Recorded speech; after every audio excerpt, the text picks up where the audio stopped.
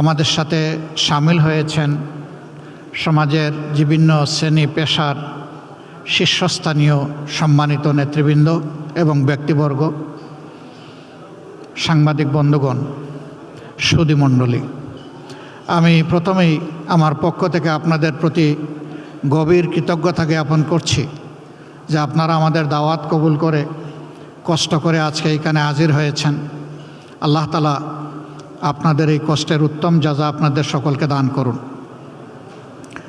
আজকের এই দিনটা আমাদের কাছে দুইটি দিক থেকে অত্যন্ত তাৎপর্যপূর্ণ।